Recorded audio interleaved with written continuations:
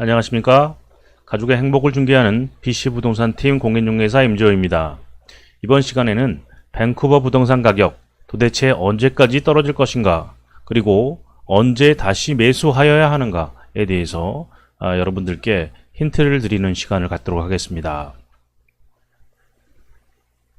그럼 먼저 밴쿠버 부동산 가격 언제까지 하락할 것인가에 대해서 살펴보도록 하겠습니다.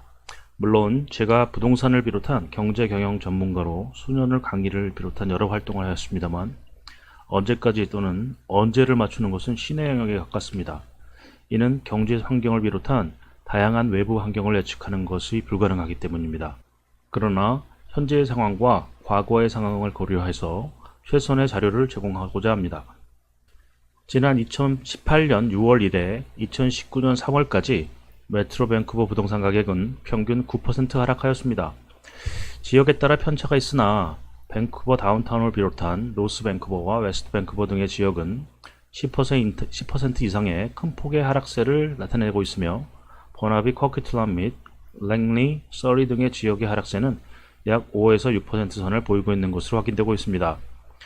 보시는 표에서 알 수 있는 것과 같이 부동산 시장은 성숙기, 성장기, 침체기, 회복기를 반복하는 라이프 사이클을 보이고 있습니다. 보시는 표에서 피크 시점, 즉 최고 가격 시점을 기준으로 지난 40여 년간 총 6번의 라이프 사이클이 관측되고 있습니다.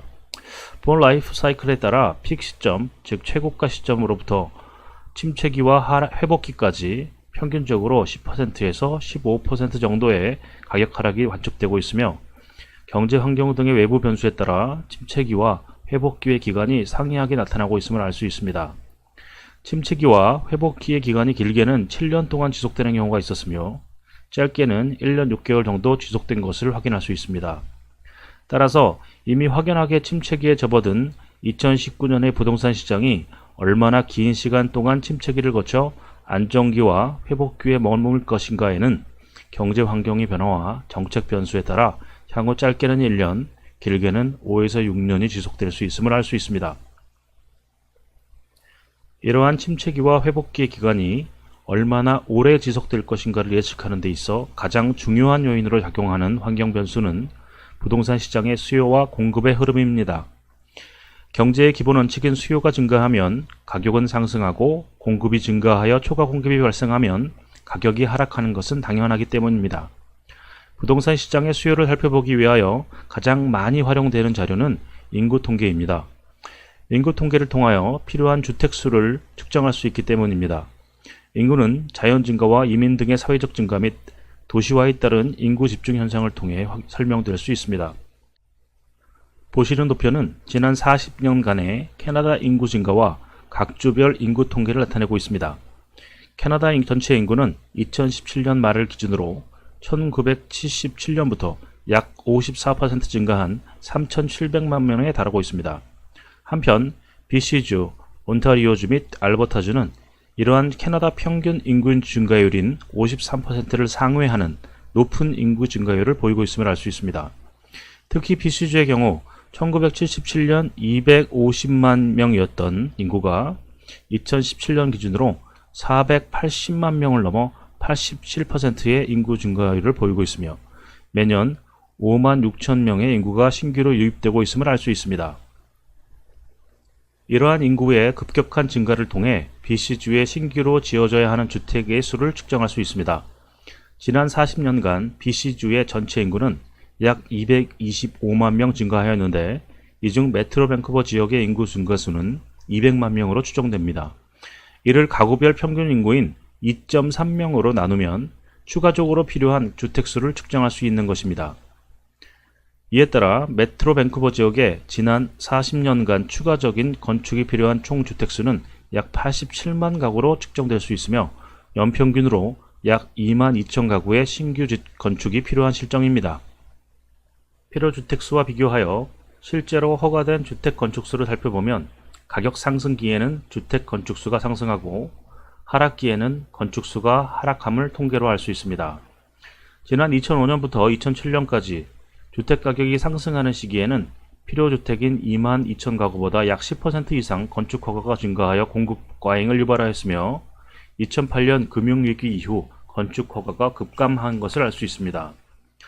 2003년부터 2007년까지의 누적된 초과 공급을 소진하기 위해서 2008년부터 2010년 초반까지는 주택가격이 하락하였으나 2009년 이래 2014년까지 지속된 주택 공급 부족에 따라 불과 2년 만에 주택 침체기를 벗어나 2010년부터 2016년까지 주택가격이 급격하게 상승하는 주택시장 성장기를 맞이하였습니다. 필요주택수보다 허가된 신축주택수가 적어지는 시기와 침체기 및 회복기가 거의 일치하고 있습니다.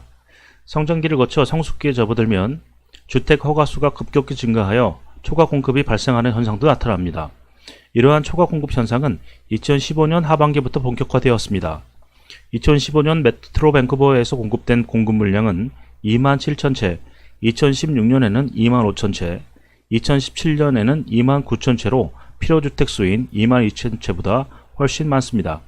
물론 이와 더불어 실질 수요는 22,000가구보다 많은 가수요, 즉 갭 투자에 따른 수요를 억제하는 정부 정책으로 2017년부터 모기지 대출 강화, 빈집세 도입, 외국인 거래세 등이 도입되어 부동산 시장은 안정화되었고 점차 본격적인 침체기로 진입하게 됩니다.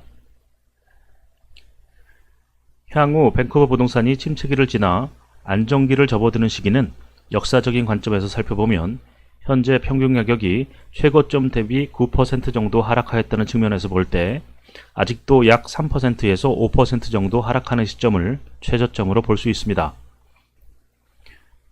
최저점을 지나 안정기와 회복기에 접어들었다는 신호를 읽을 수 있다면 적절한 매수 타이밍을 선택하실 수 있습니다. 주택시장은 실질 거주자의 주택 수요가 누적되어 본격적인 성장기에 접어들면 이미 시장은 매도자 중심의 시장으로 진입하고 리스팅 가격보다 더 높은 가격의 오퍼를 제시하여야만 거래가 성사됩니다. 따라서 부동산은 매수하여 최소 5년에서 10년 동안 보유하는 특성을 반영할 때 리스팅 가격과 비슷한 오퍼 가격을 통해 매수할 수 있는 시점을 본격적인 상승기의 신호로 볼 수 있으며, 이러한 시점을 알리는 시그널은 첫째, 건설사의 사업 지연, 콘도의 할인 보장 만연, 건축 허가 물량 감소 등이 본격적으로 나타나는 시점입니다.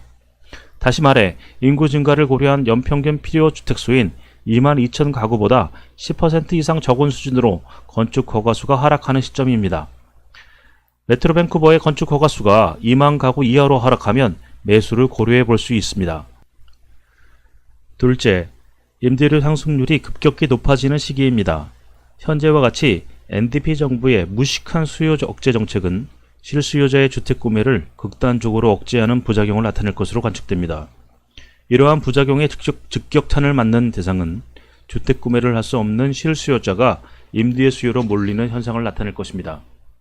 콘도 및 주택 임대료가 상승하는 시기를 구매 시점으로 고려하십시오.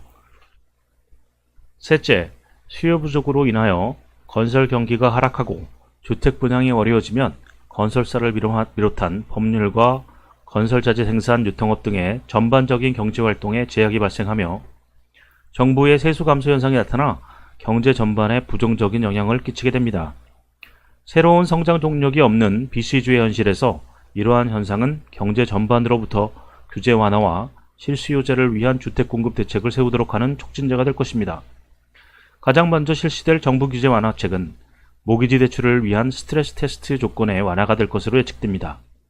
현재 모기지 대출은 수입과 연동하여 연수입의 4배 이상을 원리금으로 대출하는 것을 제한하고 있습니다.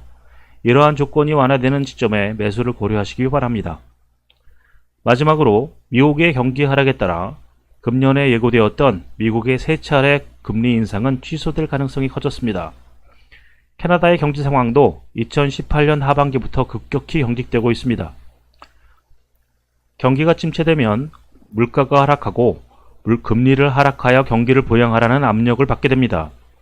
금리가 하락하면 대출 금리에 대한 부담이 감소하기 때문에 주택 구매에 따른 부담이 감소하게 되고 주택 구매 수요를 자극하는 동인이 됩니다. 이 시기가 매수 시점이 될 수 있습니다. 많은 분들께서 어떤 주택을 구입하는 것이 유망한가에 대해서 질문을 하십니다. 단독주택을 사는 것이 좋은지, 콘도를 사는 것이 좋은지에 대해서 묻습니다. 이에 대한 답변은 보시는 도표에서 어느 정도 찾으실 수 있을 것입니다. 먼저 BC주 전체를 기준으로 2005년 단독주택 건축 물량은 1만 4천 채가 넘었습니다. 이후 감소하여 2011년부터는 한 차례도 1만 가구 이상의 단독주택이 BC주 전체 시장에 공급된 해가 없습니다. 2011년부터 2017년까지 연평균 단독주택 건축 물량은 7천여 채에 불과합니다.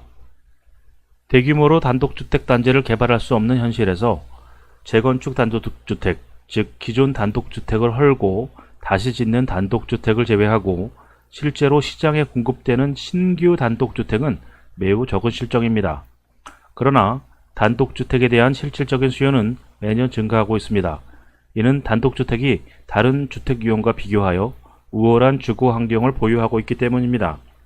이러한 현상은 향후에도 이어질 것입니다. 콘도는 주택의 수요와 공급에 가장 빠르게, 가장 민감하게 반응하는 주택 유형입니다. 수요가 감소하고 정부 정책이 강화되어 분양이 어려워지면 건설사들이 공급하는 콘도 분양 물량은 급격히 감소합니다.